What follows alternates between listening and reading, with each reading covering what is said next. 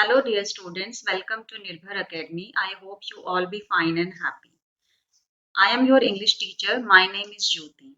So let's start with the chapter The Last Lesson. The last lesson is the chapter from class 12th and this is the chapter of Flamingo Prose. जो आपकी text book है उसका ये chapter है और उसमें से हमने इस चैप्टर को लिया है बेटा.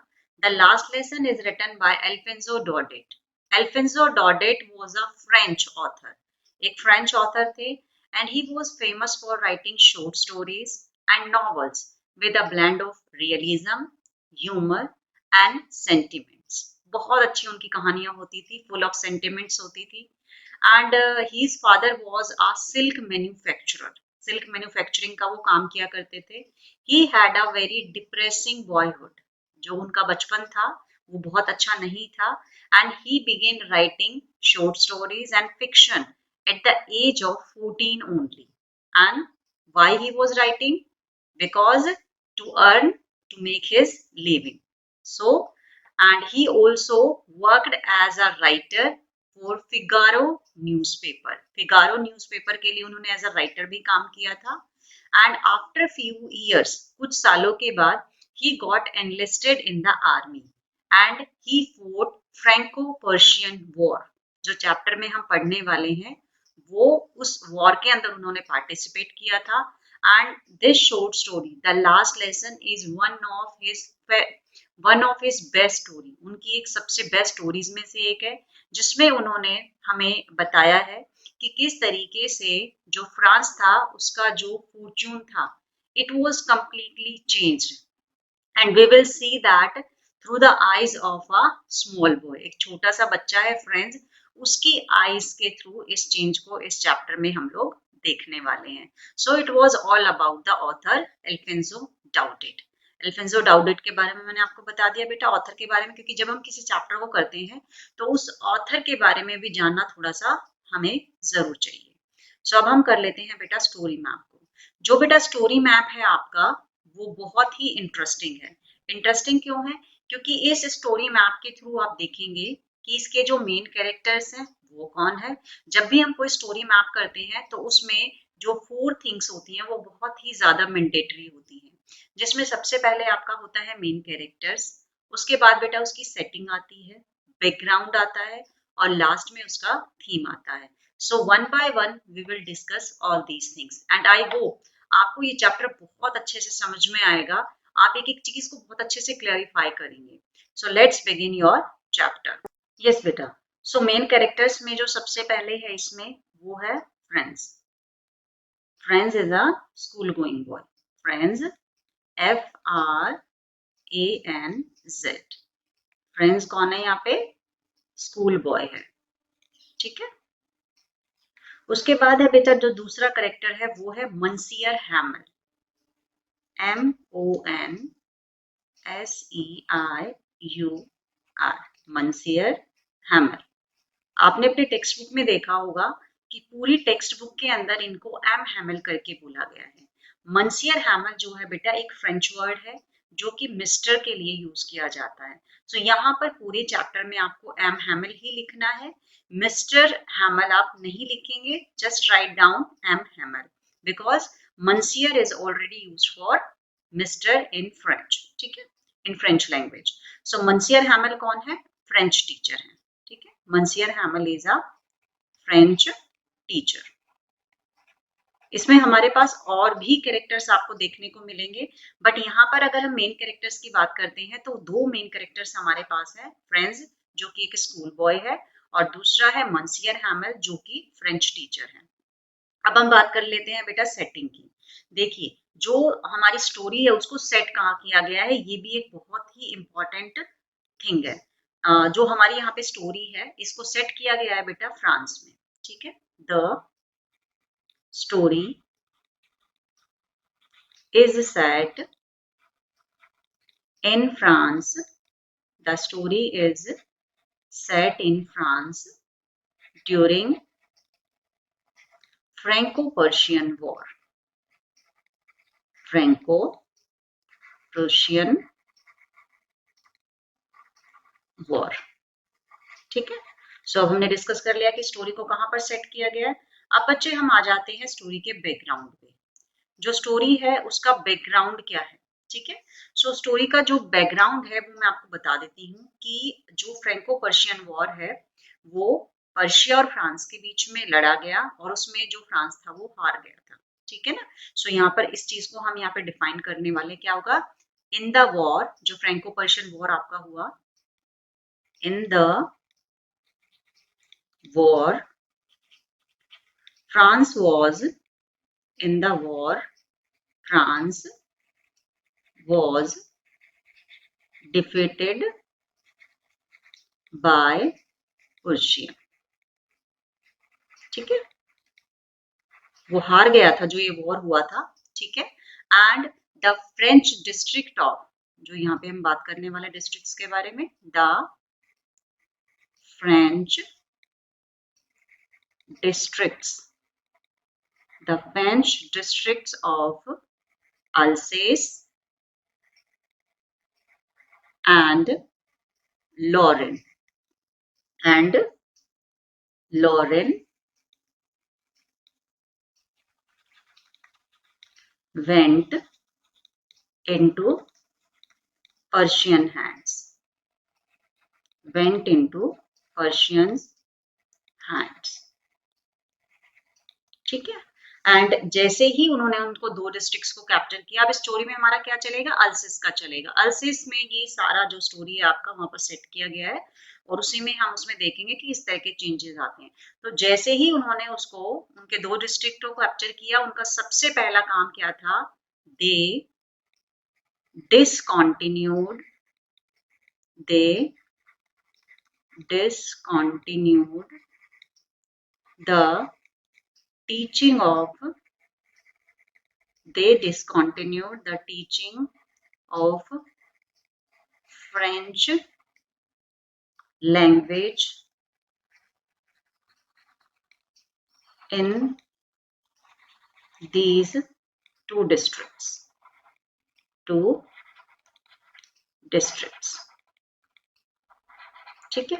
इन दोनों डिस्ट्रिक्ट्स में उन्होंने फ्रेंच लैंग्वेज को डिसकंटिन्यू कर दिया कि वहां पर अब फ्रेंच लैंग्वेज को पढ़ाया नहीं जाएगा।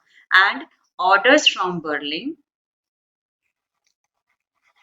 orders from Berlin to teach only, to teach only German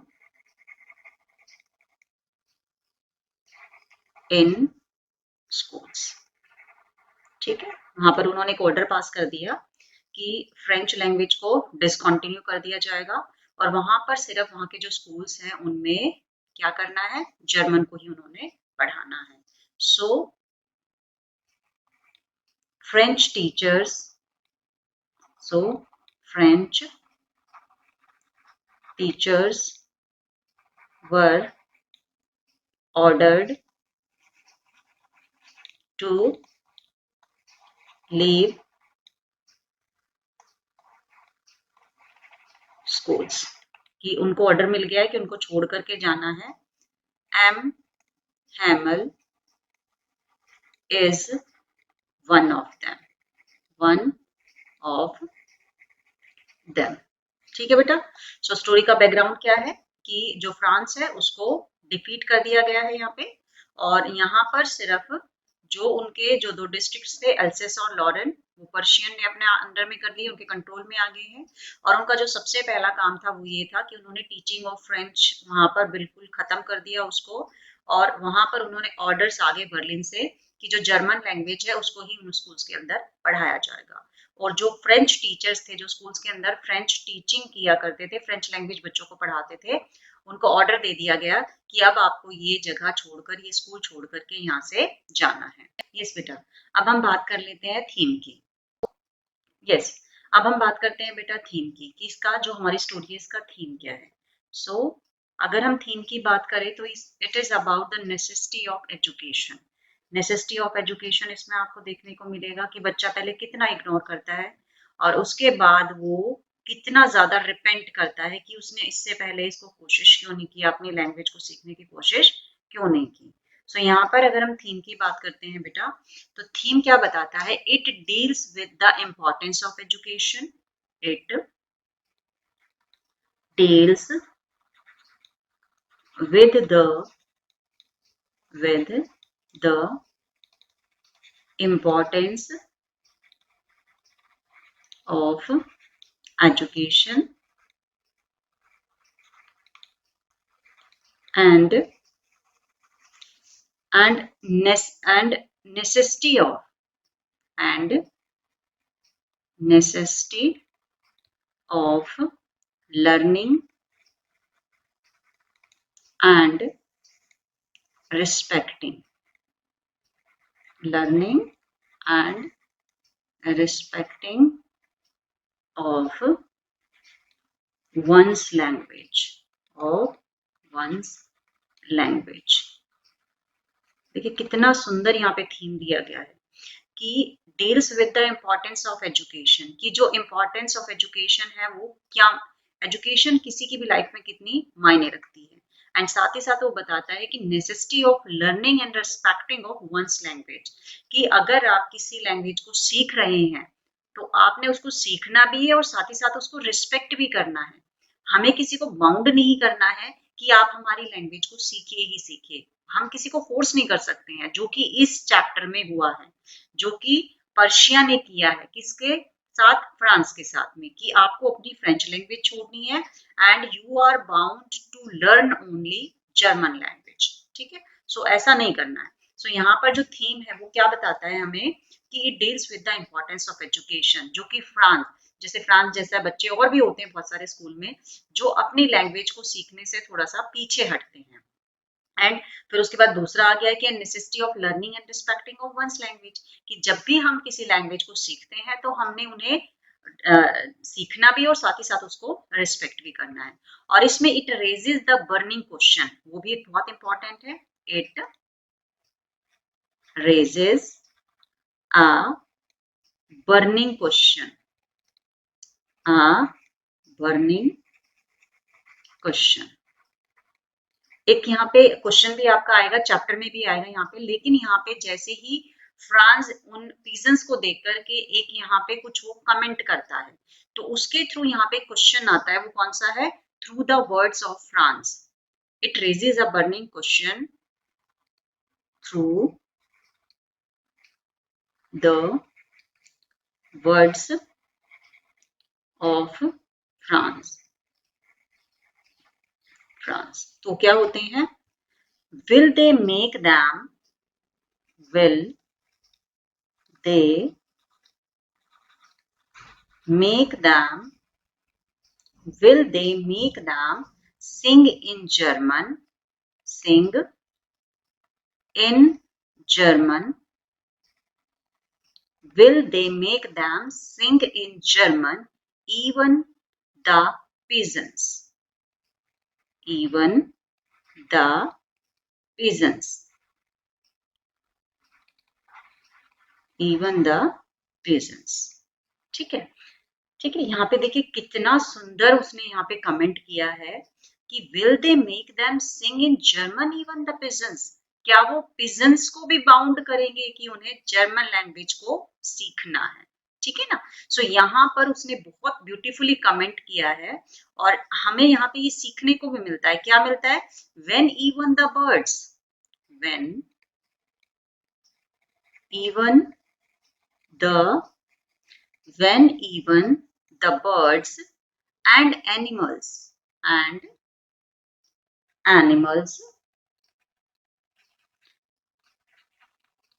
can't be forced, कि जो एनिमल्स और बर्ड्स हैं उनको आप फोर्स नहीं करते, किसके लिए? To abandon their language, to abandon their language. ऐसा तो नहीं है कि हाँ हम उनको भी फोर्स कर दे कि आपको इसमें नहीं बोलना या आपको ये वाला साउंड नहीं बनाना है, चाहे वो साउंड ही करते हैं बट हम उनके साउंड को चेंज नहीं कर सकते हैं. To abandon their language and speak others, speak others than speak others, then what forces, then what forces, then what forces the man, then what forces the man to accept any language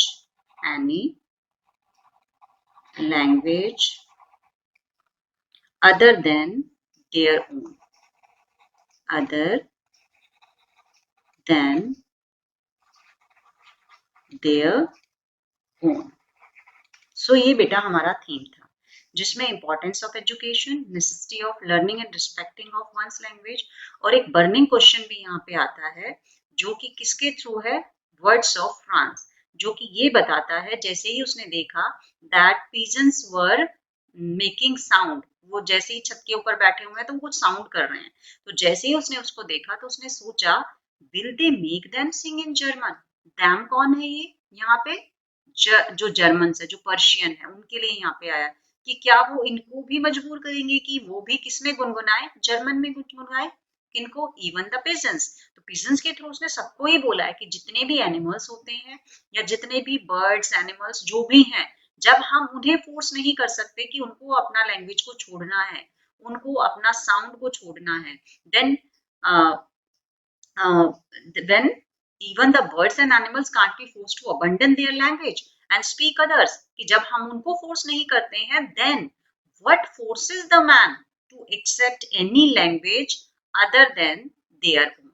So यहाँ पर उसने बताया है कि फिर कौन सी ऐसी चीजें होती हैं जो इंसान को, जो ह्यूमन बीइंग को फोर्स कर देती हैं कि आपको अपनी लैंग्वेज को छोड़ना है और कौन सी लैंग्वेज को लेना है जो आपके ऊपर फोर्सफुली आपके ऊपर इम्पोज की जा रही है।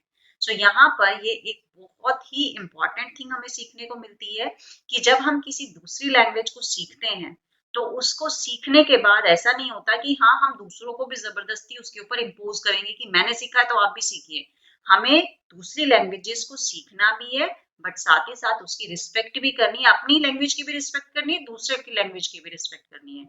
हमें किसी के भी कल्चर को यहाँ पर खत्म नहीं करना है। So now story map is finished, story map आपका यहाँ पे खत्म होता है।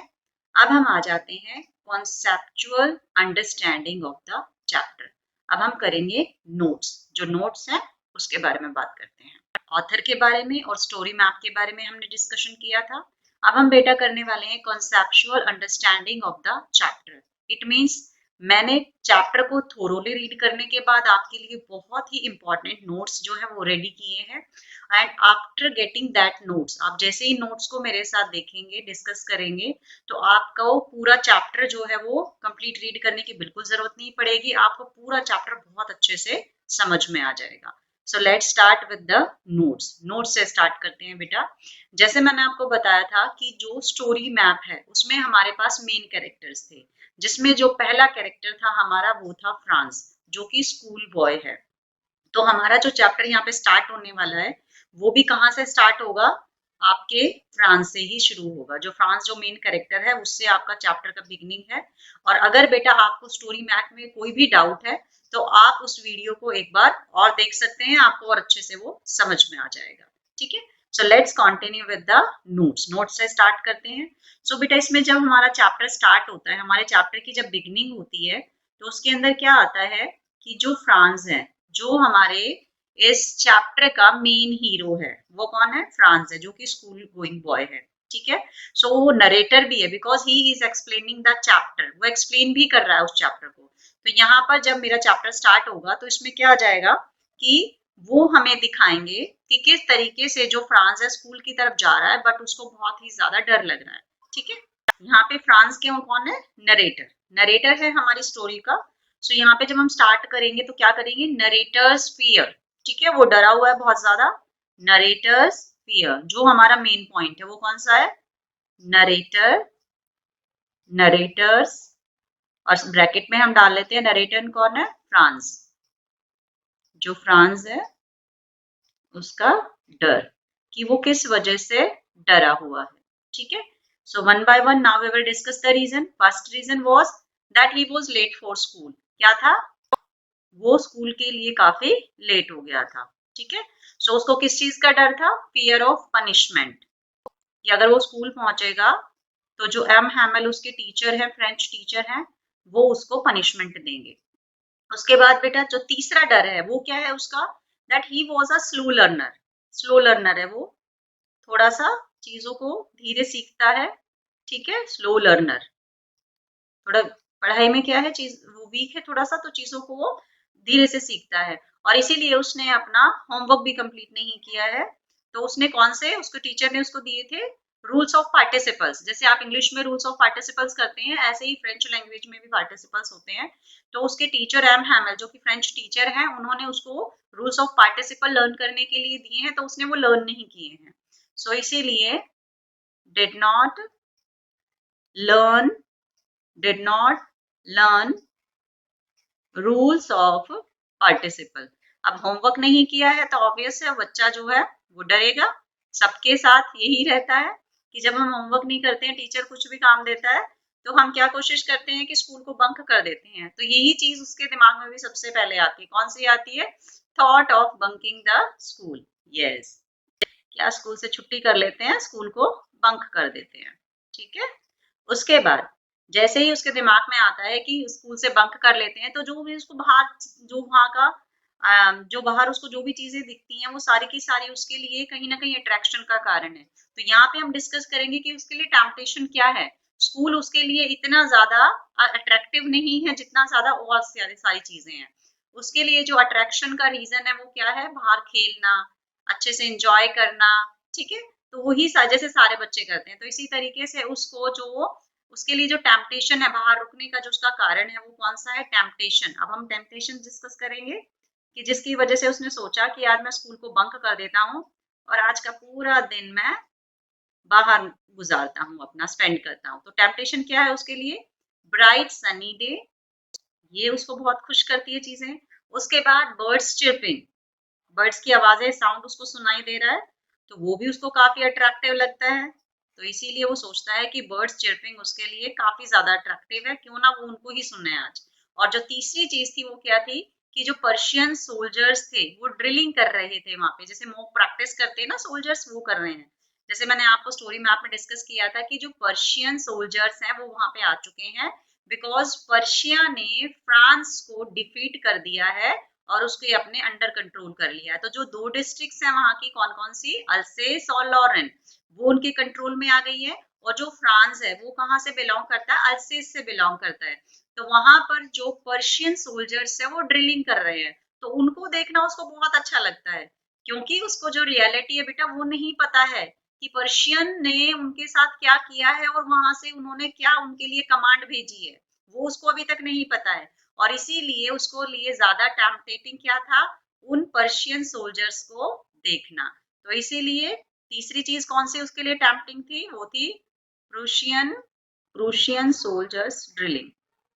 ये चीजें उसके लिए ज्यादा अट्रैक्टिव थी और इसीलिए उसने सोचा कि मैं स्कूल से बंक कर लेता हूँ।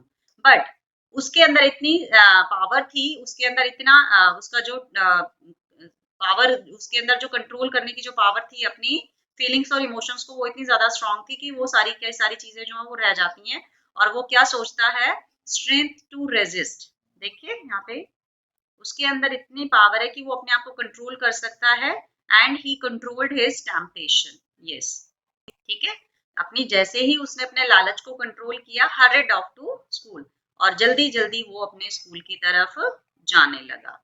हरिड ऑफ टू स्कूल, ये सारी चीजें उसने एक साइड करी, इनको इग्नोर किया और उसके बाद उसने जल्दी जल्दी अपने स्कूल की तरफ जाना स्टार्ट कर दिया।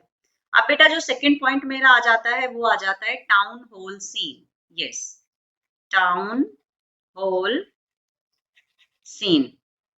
जब वो स्कूल की तरफ जा रहा था, when he was going to school, he was passing through a town hall. एक टाउन हॉल आता है, तो वहां पर उसने देखा that there was a crowd of people, लोगों की बहुत सारी वहां पे भीड़ थी।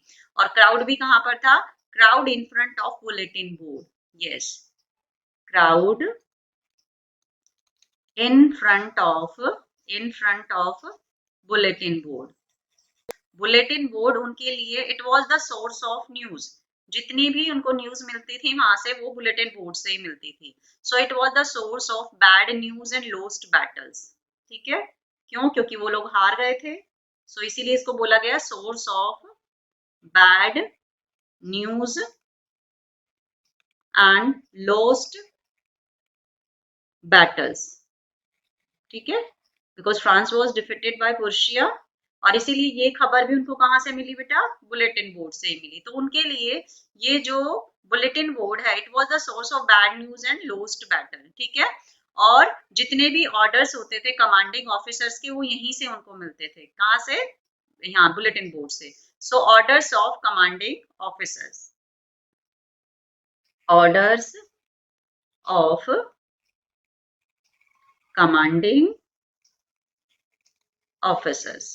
ठीक है, इट मीन्स उनको जितना भी यहाँ पे ऑर्डर्स मिलता था या उनको अपने जितने भी बैड न्यूज मिलती थी या उनको ये पता चला था कि उनको अभी किसके कंट्रोल में रहना है? पर्शियन के कंट्रोल में रहना है। तो ये सारे के सारे जितने भी उनको बैड न्यूज मिली है कहाँ से मिली है? उनको उस बुलेटिन बोर्ड से मिली है। अब उसको ये नहीं पता था कि यहाँ पर इतनी भीड़ क्यों है। अभी वहां पे लोग जो थे नोटिस बोर्ड को पढ़ रहे थे, लेकिन वो वहां पे रुकता नहीं है और वहां से वो चला जाता है। ठीक है ना। अब आ जाता है बेटा नेक्स्ट हमारा पार्ट, वो आ जाता है कि when he reached to school. ठीक है, जब वो स्कूल पहुंचता है तो वहां पर कैसा सीन था।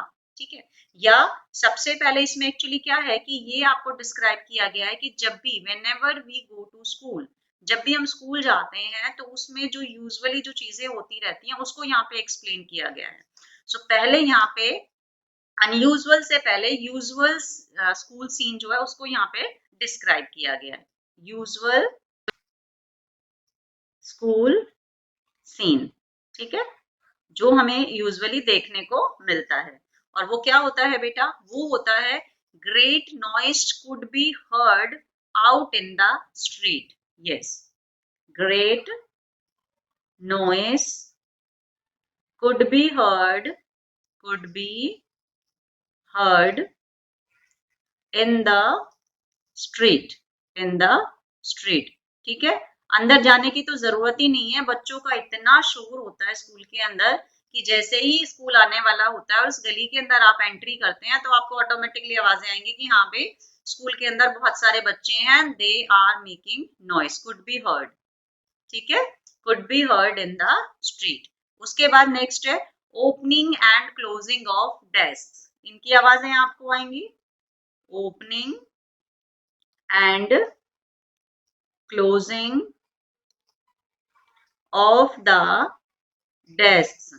ठीक है, जैसे आपने देखा होगा बच्चे कभी उनको खोलते हैं डेस्क को, कभी बंद कर रहे हैं, मतलब उनको किसी ना किसी तरीके से साउंड करना है तो वो आवाजें आपको आ जाती है। और एक चीज आपको और सुनने को मिलती है, वो होती है teachers great ruling rapping on the table. Yes, teachers great ruler rapping on the table.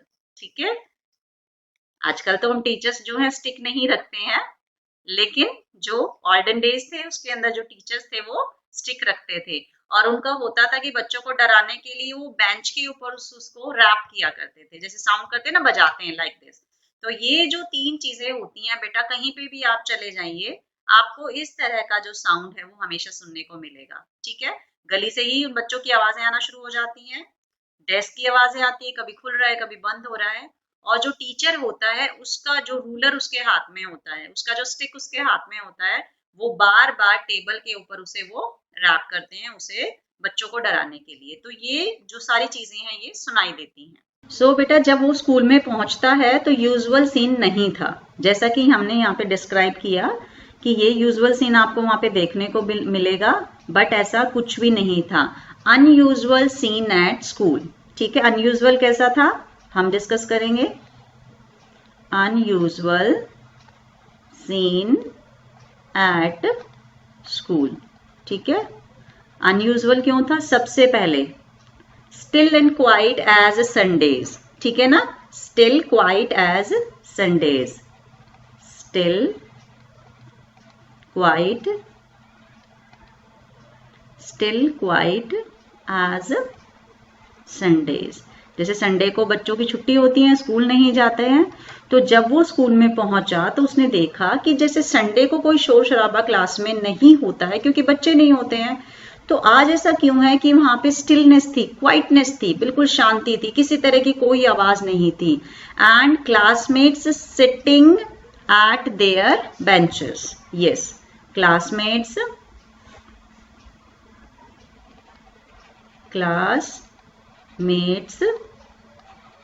sitting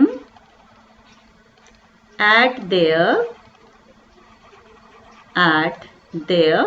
benches।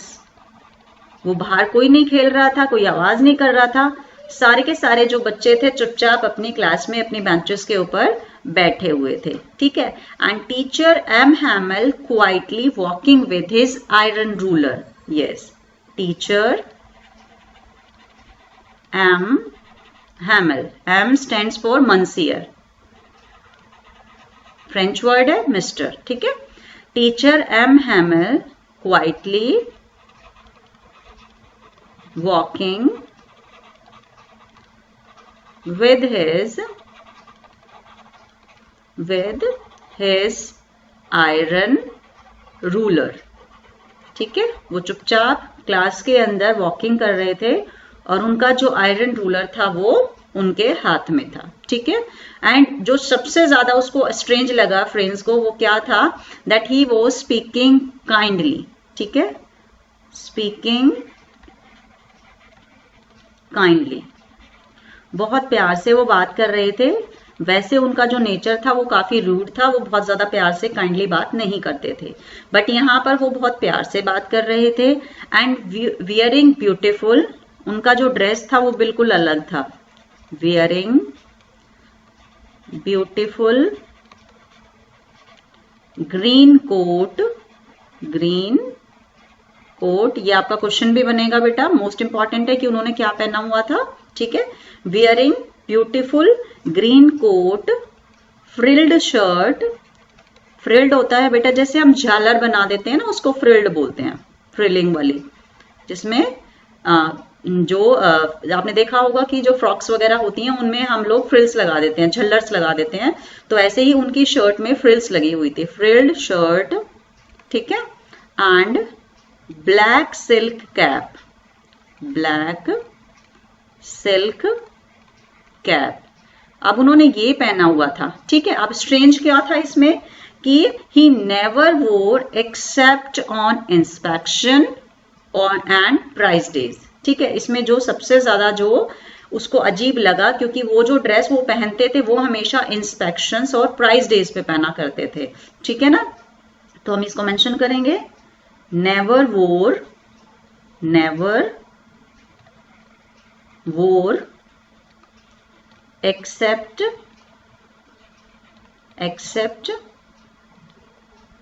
Inspection days, inspection अगर होता था स्कूल में तब वो पहनते थे, एंड प्राइज डेज, या स्कूल के अंदर कोई फंक्शन होता था प्राइज और ऑर्गेनाइज प्राइज देने का बच्चों को, तो उसमें वो उसको पहना करते थे, इसीलिए उसको थोड़ा सा वहां पर वो अजीब लगा। ठीक है। सो जैसे ही वो स्कूल में गया, there was unusual scene. Reason क्या था कि क्लास बिल्कुल स्टिल थी, क्वाइट थी, जैसे कि संडे होता है। दूसरा, सभी बच्चे ऑलरेडी अपनी क्लासेस अपने बेंच पे क्लास के अंदर बैठे हुए थे।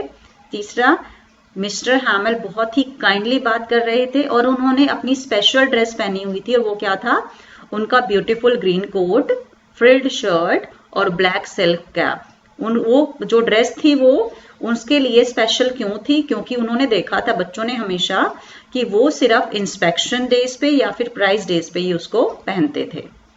यस बेटा, अब जैसे ही वो क्लास के अंदर आने के लिए सोचता है, वो ये सोचता है कि मैं चुपचाप जाऊंगा क्लास में जाकर के बैठ जाऊंगा, किसी को पता नहीं चलेगा। लेकिन क्योंकि क्लास में बिल्कुल डीप साइलेंस था, तो टीचर को भी पता चल जाता है, बच्चों को भी पता चल जाता है। As he was already late, एक तो स्कूल के लिए लेट था और सभी जो बच्चे थे वो क्लास के अंदर बैठे हुए थे। सो इसीलिए जैसे ही वो क्लास के अंदर जाने की कोशिश करता है, तो एम हैमल उसको बहुत ही पोलाइटली, बड़े ही प्यार से उसको एक इशारा करते हैं कि आप जाइए और बेंच पे जा करके बैठ जाइए। ठीक है। जब वो वहां बेंच पे जाकर के बैठता है, then there was an announcement, एक अनाउंसमेंट जो है एमएमएल करते हैं। अब हम उसके अनाउंसमेंट के बारे में यहाँ पे डिस्कस करेंगे। Announcement of the last lesson, yes, announcement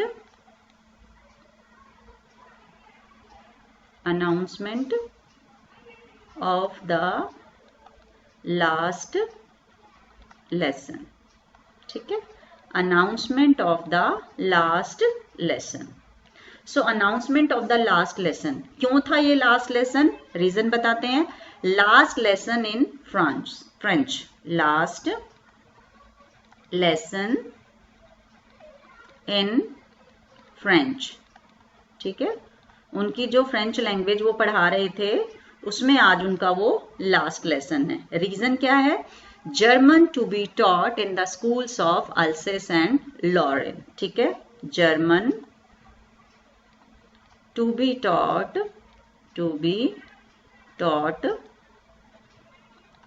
in the schools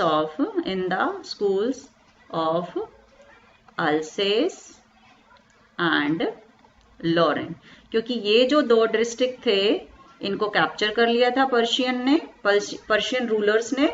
तो उन्होंने ऑर्डर दिया कि यहाँ पर जो फ्रेंच लैंग्वेज है उसको डिसकंटिन्यू कर दिया जाएगा और यहाँ पर सिर्फ क्या पढ़ाया जाएगा, जर्मन पढ़ाई जाएगी। और ये ऑर्डर कहाँ से आए हैं, orders from Berlin, yes, orders from Berlin. ये जो ऑर्डर मिला है ये कहाँ से मिला है, बर्लिन से मिला है। बर्लिन से पर्शियन रूलर्स ने ऑर्डर दिया है कि यहाँ पर जो फ्रेंच लैंग्वेज है उसको डिसकंटिन्यू किया जाएगा और यहाँ पर सिर्फ जर्मन लैंग्वेज ही पढ़ाई जाएगी। And new teacher to join next day, वो बता भी देते हैं, न्यू टीचर टू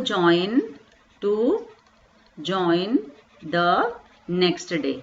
एमएमएल ने बच्चों को बता दिया कि कल ही आपको जर्मन पढ़ाने के लिए एक नया टीचर जो है वो आ जाएगा, ठीक है। सो यहाँ पर जो अनाउंसमेंट ऑफ द टॉपिक क्या था, यहाँ पे लास्ट लेसन। टीचर ने बताया कि लास्ट लेसन इन फ्रेंच है आपका, क्योंकि आपके स्कूल्स में अभी जो आपके जो दो जो डिस्ट्रिक्ट्स हैं आपके अल्सेस और लॉरेन, उनके अंदर सिर्फ जर्मन पढ़ाई जाएगी। ये ऑर्डर बर्लिन से आया है और आपका जो नया टीचर है वो कल ही आपको पढ़ाना शुरू कर देगा। तो ये था जब वो टाउन हॉल के पास से आ रहा था फ्रांस, वहां पे बहुत सारी भीड़ लगी हुई थी, तो बुलेटिन बोर्ड पे यही नोटिस लगा था कि यहाँ पर अब फ्रेंच लैंग्वेज को डिसकंटिन्यू कर दिया जाएगा।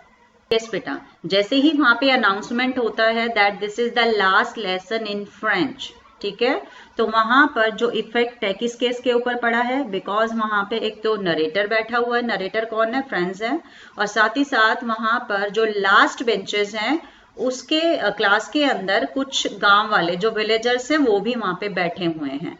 दे were also attending the last lecture in French, ठीक है। सो यहाँ पर effect on narrator and villagers, ये हमारा चैप्टर में नेक्स्ट जो मेन पॉइंट है, effect on narrator and villagers, कि उन लोगों को जैसे ही ये लगा कि ये हमारा लास्ट लेक्चर है हमारी खुद की ही लैंग्वेज में, तो उनको कैसा फील हुआ, अब हम वो डिस्कस करेंगे। सो सबसे पहले क्या हुआ, they felt sorry for neglecting studies, ठीक है। सो सबसे पहले तो बुरा किसको लगा, स्टडीज तो कौन कर रहा था, फ्रेंड्स कर रहा था, उसने अपनी स्टडीज को कभी प्रायोरिटी नहीं दी और इसीलिए ही was feeling very sorry for neglecting his studies all the time, ठीक है। So felt sorry for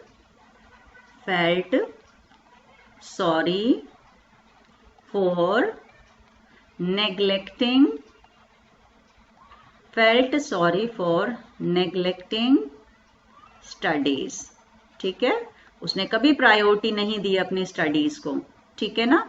and considered his books as nonsense earlier, ठीक है, ये किसके लिए है, फ्रेंड्स के लिए। Considered his books his books as nonsense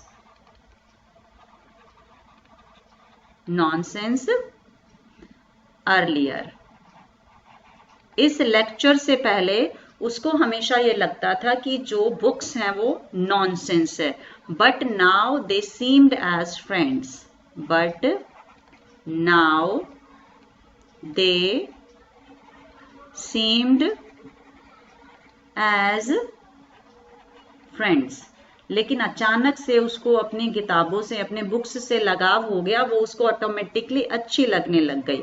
उसको ऐसा लगने लग गया कि मेरी बुक्स जो हैं वो मेरे लिए एक फ्रेंड की तरह ही हैं. ठीक है ना. And he forgot about, now he forget about M. Hamel's ruler and his cranky nature. ठीक है. Forgot about M. Hamel's ruler and his cranky nature. उसका जो नेचर था टीचर का वो बड़ा अजीबो गरीब लगता था उसको, और इसीलिए वो स्कूल में आना नहीं चाहता था. उनके स्टिक से भी उसको डर लगता था. लेकिन जैसे ही एम हैमल ने ये कहा कि ये मेरा लास्ट लेक्चर है फ्रेंच के अंदर और मुझे यहाँ से चले जाना है, कल से आपको एक नया टीचर मिलेगा जो जर्मन आपको पढ़ाएगा, तो अचानक से उसको जो बुक्स नॉनसेंस लगती थी वो अब फ्रेंड की तरह लगने लग गई. एम हैमल का जो रूलर था उससे उसको बहुत डर लगता था, उसके नेचर को भी पसंद नहीं करता था. तो अचानक से उसको क्या लगने लग गया कि ये सब चीजें जो थी वो अच्छे लगने लगी. ठीक है. अब हम नेक्स्ट पॉइंट में डिस्कस करेंगे कि विलेजर्स यहाँ पे क्यों आए हैं. ठीक है. सो विलेजर्स गैदर्ड, बिकॉज वो तो स्टडी नहीं करते थे, लेकिन उनका भी वहां आने का एक रीजन था, और वो क्या था. Villagers gathered in class to pay last tribute as sign of repentance means होता है पछताना. repentance for neglecting school and to show respect their respect for the country. जो विलेजर्स हैं इसमें सिर्फ जो हमारा नरेटर है, जो फ्रेंड्स है हमारा, वो सिर्फ इसके लिए रिस्पॉन्सिबल नहीं है. इसके लिए कि हमेशा स्टडीज को नेग्लेक्ट किया गया है, स्कूल को नेग्लेक्ट किया गया है, तो विलेजर्स ने भी तो ऐसा ही किया है. अब वो यहाँ पे आए हैं as a sign of last tribute कि वो इस चीज के लिए बहुत ही ज्यादा रिपेंट कर रही है, पछता रही है, क्योंकि उन्होंने स्कूल को हमेशा इग्नोर किया. वो अपने बच्चों को स्कूल नहीं भेजते थे, काम पे भेज देते थे टू अर्न मनी. ठीक है. और अपनी लैंग्वेज को सीखने के लिए भी उन्होंने कभी कोई प्रायोरिटी नहीं दी. उन्होंने अपनी ही लैंग्वेज को इग्नोर किया. और अब यहाँ पर वो इकट्ठा हुए हैं कि वो दिखाना चाहते हैं कि वो अपनी कंट्री से कितना प्यार करते हैं. सिर्फ इसीलिए वो यहाँ पर इकट्ठे हुए हैं. अब एक रीजन और है, wanted to thank M Hamel. Yes, एक रीजन और है बेटा कि वो यहाँ पे इकट्ठा क्यों हुए हैं. Wanted to thank M Hamel, जो फ्रेंच टीचर है आपके उस चैप्टर के अंदर, उसको वो थैंक करना चाहते हैं फॉर हिज फेथफुल सर्विस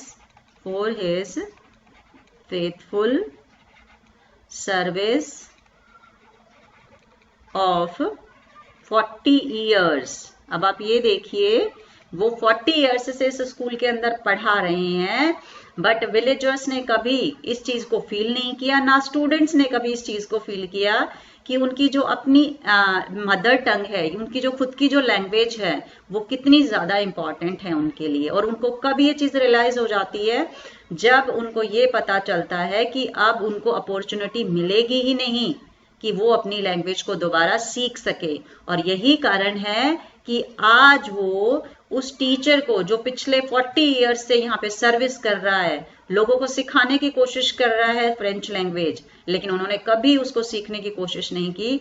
वो उनको थैंक यू करना चाहते हैं, उनको थैंक्स करना चाहते हैं, इसीलिए वो यहाँ क्लास के अंदर आए हैं। यस बेटा, अब हम आ जाते हैं अपने नेक्स्ट मेन पॉइंट पे। अब मेरा जो नेक्स्ट मेन पॉइंट है वो क्या है कि अभी एम हैमेल, ऐसा नहीं है कि एम हैमेल का लास्ट लेक्चर है तो वो सिर्फ यहाँ पे उनसे बातें करने वाले, नहीं, उन्होंने बहुत ही, जिस तरीके से वो हमेशा अपना लेक्चर देते हैं स्कूल के अंदर, इसी तरीके से उन्होंने अपना रूटीन स्टार्ट किया। और यहाँ पर जब टर्न आता है फ्रेंड्स का तो उससे पूछा जाता है कि क्या आपने होमवर्क किया है, तो आप एक काम कीजिए, मुझे रूल्स ऑफ पार्टिसिपल्स बताइए। ठीक है, जब टीचर ने उससे पूछा कि रूल्स ऑफ पार्टिसिपल बताइए, तो हमने बिगनिंग में ही देखा कि उसने तो अपना होमवर्क ही नहीं किया है। सो यहाँ पर अब हम देखने वाले हैं कि जो एम हैमेल है उनका रिएक्शन क्या था जब फ्रेंच ने उसके लिए आंसर नहीं किया। So M Hamel's response on French failure. ठीक है, एम हैमल्स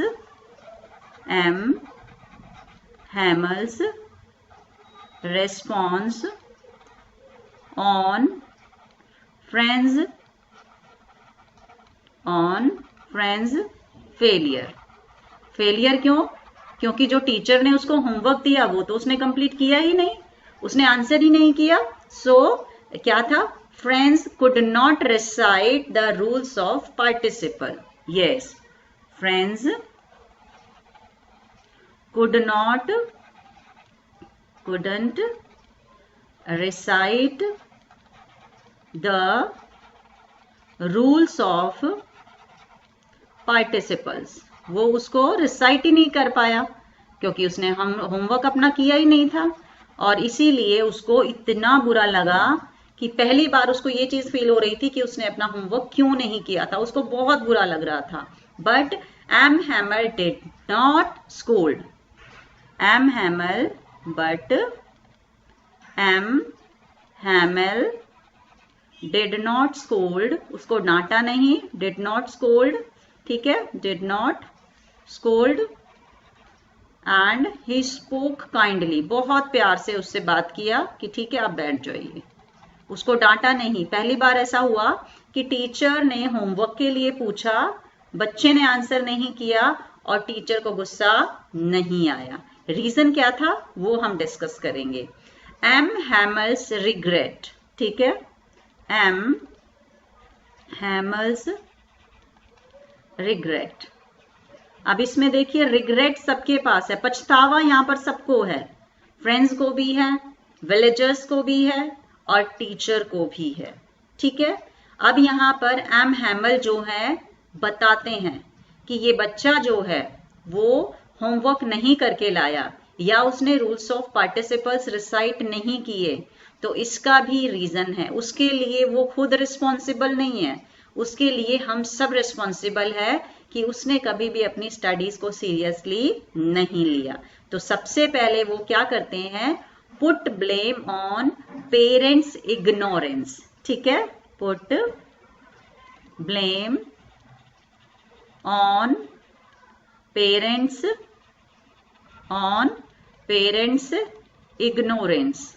ठीक है, सबसे पहले उन्होंने पेरेंट्स को ब्लेम किया कि पेरेंट्स भी रिस्पॉन्सिबल है इस चीज के लिए कि अगर यहाँ पे बच्चे अगर होमवर्क नहीं कर रहे हैं या स्टडीज में इंटरेस्ट नहीं ले रहे हैं तो उसके लिए जो पेरेंट्स हैं वो भी रिस्पॉन्सिबल है। ठीक है, उसके बाद उन्होंने कहा स्टूडेंट्स एटीट्यूड। ठीक है, स्टूडेंट्स एटीट्यूड। ठीक है, एटीट्यूड। ठीक है बेटा, यहाँ देखिए मैंने स्टूडेंट्स के बाद अपोस्ट्रोफे लगाया है क्योंकि जब सिंगुलर होता है तो उसमें हम अपोस्ट्रोफे करके फिर एस को लगाते हैं, बट यहाँ पर जो भी प्लूरल होता है तो उसमें अपोस्ट्रोफे आपका कहाँ आएगा? अपोस्ट्रोफे काम करता है आपका ऑफ की तरह। तो यहाँ पर स्टूडेंट्स या फिर जैसे पेरेंट्स आया है तो ऑफ के लिए हम इसको यूज करेंगे और जो आपका एस होता है उसके बाद हम अपोस्ट्रोफे लगाते हैं। स्टूडेंट्स एटीट्यूड एंड हिमसेल्फ, सभी को उन्होंने यहाँ पे क्या किया है? ब्लेम किया है। एंड हिमसेल्फ फॉर सेंडिंग, देखिए ऐसा नहीं है टीचर ने बोल दिया कि मैं तो सिंसियरली पढ़ा रहा था, बच्चे नहीं पढ़ रहे थे या पेरेंट्स इग्नोर कर रहे थे स्टडीज को, नहीं, उन्होंने पेरेंट्स को भी ब्लेम किया, स्टूडेंट्स को भी ब्लेम किया और उसके बाद खुद को भी ब्लेम किया। रीजन क्या था? Himself for sending students to water the flowers. क्या करते थे एम हैमेल कि बच्चों को पढ़ने की बजाय क्या करते थे, कभी कभी अपने फ्लावर्स के अंदर पानी डालने के लिए भेज दिया करते थे। And himself going for fishing. ठीक है, इसका मतलब क्या है कि टीचर ने खुद भी इस चीज को एक्सेप्ट किया है कि मैं भी कितना सीरियस रहा। मेरा जब मन करता था मैं बच्चों को पानी डालने के लिए फ्लावर्स के लिए में भेज दिया करता था और साथ ही साथ जब भी मेरा फिशिंग करने का मन करता था तो मैं बच्चों का ऑफ कर दिया करता था। तो इसका मतलब क्या है? मैं भी तो रिस्पॉन्सिबल हूं उन सब चीजों के लिए। और इसीलिए हम देखते हैं कि किस तरीके से एम हैमेल जो है वो रिग्रेट कर रहे हैं कि नॉट ओनली फ्रांस, जो फ्रांस है, जो बच्चा है, वो ही रिस्पॉन्सिबल नहीं है, हम सब मिलकर के रिस्पॉन्सिबल हैं कि हमने हमेशा अपनी लैंग्वेज को क्या किया है? इग्नोर किया है। ठीक है, मतलब कितना ब्यूटीफुली उन्होंने हर चीज को यहाँ पे एक्सप्लेन किया है, जिससे कहीं ना कहीं हम लोगों को मैसेज मिलता है कि जब हम चीजों को खो देते हैं अपनी जिंदगी में या चीजें हमारी जिंदगी से निकल जाती हैं, उसकी इंपॉर्टेंस हमें तब समझ में आती है। अब बेटा हम यहाँ पे नेक्स्ट पॉइंट पे आ जाते हैं, which is M Hamel's transformation. M Hamel's transformation, कि किस तरीके से एम हैमेल जो है वो पूरी तरह से चेंज हो गए, उनका जो नेचर है वो पूरी तरह से चेंज हो गया। कैसे हुआ? उसमें calls French language as the most beautiful language in the world। ठीक है, सो सबसे पहले वो क्या कहते हैं? calls French language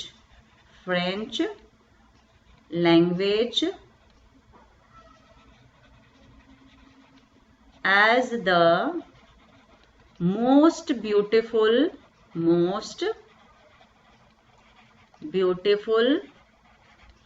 language of the world. ठीक है, ऑफ द वर्ल्ड, अपनी लैंग्वेज से बहुत प्यार करते हैं और क्या कहते हैं कि जो फ्रेंच लैंग्वेज है वो दुनिया की मोस्ट ब्यूटीफुल लैंग्वेज है। ठीक है, और आज जो ट्रांसफॉर्मेशन की, जैसे इसमें फ्रेंड्स ने यहाँ पे होमवर्क नहीं किया है या टीचर को आंसर नहीं किया है तो एक चेंज क्या आता है? He did not use his ruler. ठीक है, did not use his ruler।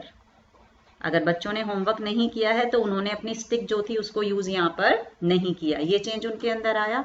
उसके बाद एक्सप्लेन्ड ग्रामर विद पेशेंस। ठीक है, एक्सप्लेन्ड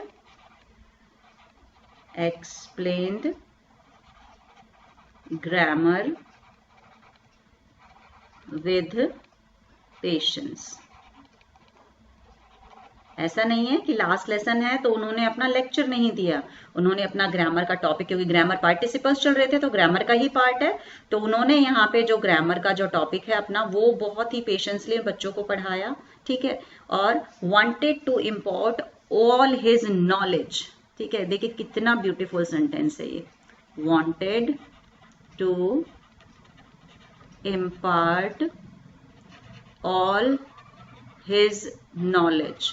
आज जब वो पढ़ा रहे थे तो ऐसा लग रहा था कि आज ही वो अपनी सारी नॉलेज जो है वो उनको दे देंगे। Wanted to impart all his knowledge at one stroke, before going. ठीक है, क्योंकि उनको चले जाना है यहाँ से, और इसीलिए आज उनका पूरा उन्होंने एफर्ट लगाया हुआ है। वो बच्चों को आज इस तरह से पढ़ा रहे हैं कि आज वो अपनी सारी नॉलेज जो है इन बच्चों को दे देंगे। यस बेटा, अब हम आ जाते हैं अपने नेक्स्ट मेन पॉइंट पे। जब वो बच्चों को पढ़ा रहे थे, इवन विलेजर्स भी वहां पे बैठे हुए हैं, उनको वो पढ़ा रहे थे, तो यहाँ पे जो क्लास का जो एटमॉस्फेयर है उसको यहाँ पे हम एक्सप्लेन करेंगे। क्लास एटमॉस्फेयर, ठीक है, क्लास एटमॉस्फेयर, कि जब वो बच्चों को पढ़ा रहे हैं और ये सोच रहे हैं कि आज जितना हो सके मैं अपनी पूरी नॉलेज जो है एट वन स्ट्रोक मैं सब कुछ उनको आज सिखा करके चला जाऊं, तो वहां पर जो आवाजें आ रही हैं या फिर जो वहां पर एटमॉस्फेयर है क्लास का वो कैसा है, वो अब हम यहाँ पे डिस्कस करेंगे। There was pin drop silence, ठीक है, there was pin drop silence, बिल्कुल शांति थी, किसी तरह की कोई आवाज नहीं थी। ओनली साउंड हर्ड वॉज, किस तरह के साउंड वहां पे सुनाई दे रहे थे? Only sound heard was scratching of the pens, ठीक है, स्क्रैचिंग, स्क्रैचिंग क्या होता है? जैसे हम पेन से पेपर पे कुछ भी राइट करते हैं तो स्क्रैच की आवाज आती है, ठीक है। Only sound heard was scratching of pens over the paper, जो वो पेपर पे राइट कर रहे थे या वो जो समझा रहे थे, तो वो बच्चे वहां पर बैठ करके उसको नोट डाउन कर रहे थे, तो सिर्फ उसकी आवाज उनको क्लास के अंदर सिर्फ वो साउंड था। And even Beatles could not disturb them, even Beatles, even beetles couldn't disturb them, ठीक है।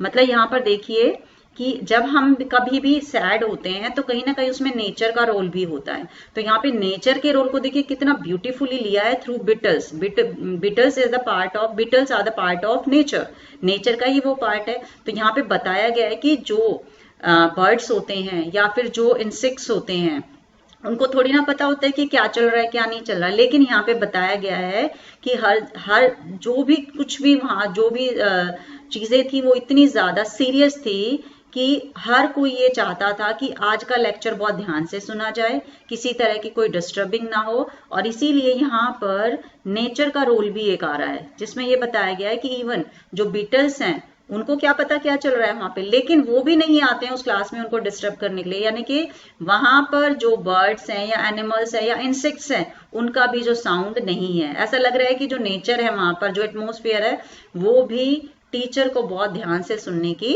कोशिश कर रहा है। तो इस तरह से इन्होंने बहुत ब्यूटीफुली इसको एक्सप्लेन किया है, ठीक है बेटा। अब हम आ जाते हैं बेटा, हमारा जो लास्ट पॉइंट है इस चैप्टर का, उस पर आ जाते हैं, ठीक है।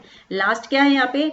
एम हैमल्स इमोशंस, ठीक है। सारा काम यहाँ पे हो चुका है, उनका लेक्चर यहाँ पे ओवर होने वाला है। M Hamel's emotion, M Hamel's emotions. अब वो स्पिरिट ऑफ पैट्रियोटिज्म, ठीक है, spirit of patriotism, patriotism, patriotism क्या होता है? देशभक्ति की जो भावना है वो यहाँ पे एम हैमल के अंदर कैसे दिखाई देती है, ठीक है। अब जैसे ही उन्होंने अपना लेक्चर दे दिया, टाइम ओवर हो गया है। There was the sound of trumpets of Persian soldiers, उनकी आवाजें आती हैं बाहर से ट्रम्पेट्स की।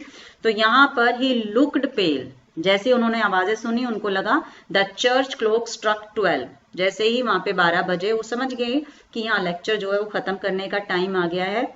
तो ही लुक्ड पेल, बहुत ही ज्यादा, पेल क्या होता है? येलोइश, जैसे हमारा जो बॉडी होता है वो कलरलेस हो जाता है, अदरवाइज वो पिंकिश और रेडिश रहता है, लेकिन उनका जो चेहरा है वो पीला पड़ चुका है।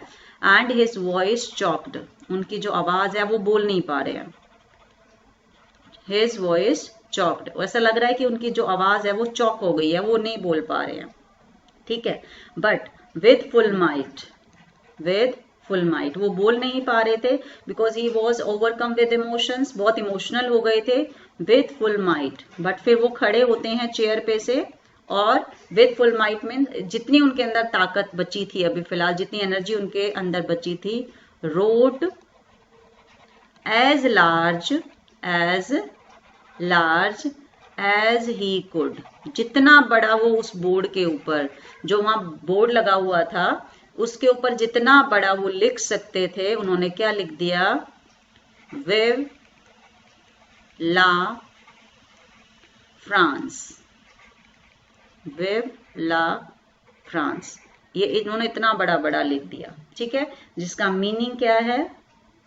Long live France. उन्होंने कुछ नहीं कहा क्योंकि उनकी जो वॉइस थी वो चोक हो गई थी। उन्होंने सिर्फ बोर्ड के ऊपर ये बड़ा बड़ा लिखा, लॉन्ग लिव फ्रांस, ठीक है। एंड क्योंकि बोल नहीं पा रहे थे, मेड, लास्ट के अंदर क्या किया उन्होंने? Made gesture with his hand, अपने हाथ से उन्होंने इशारा किया। और क्या था उनका इशारा? School is dismissed, school is dismissed. यहां पर उन्होंने इशारा कर दिया कि स्कूल जो है आपका यहाँ पर खत्म होता है। तो एम हैमिल के जो इमोशंस है वो बताते हैं कि वो अपने लैंग्वेज से और अपनी कंट्री से बहुत प्यार करते थे, और शायद यही रीजन था कि वो इस चीज को बिल्कुल भी बर्दाश्त नहीं कर पा रहे थे। उनका जो चेहरा था वो पीला पड़ चुका था, वॉइस उनकी चौक हो चुकी थी, और सिर्फ उन्होंने चौक उठाया और उस बोर्ड पे बड़ा बड़ा लिख दिया, vive la France, means long live France. And सिर्फ he made a gesture with his hand, एक इशारा किया सभी को, विलेजर्स को भी, स्टूडेंट्स को भी, कि स्कूल इज डिसमिस्ड, स्कूल जो है अभी खत्म होता है।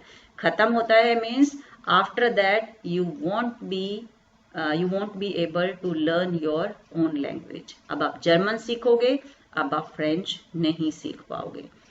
सो बेटा, आज के इस लेक्चर के अंदर मैंने आपके साथ नोट्स शेयर किए। आई होप आपको बहुत अच्छे से समझ में आएगा। नेक्स्ट लेक्चर में आपके साथ मैं मैसेज, टाइटल और जो इम्पोर्टेंट क्वेश्चंस और आरटीसी हैं वो आपके साथ शेयर करूंगी।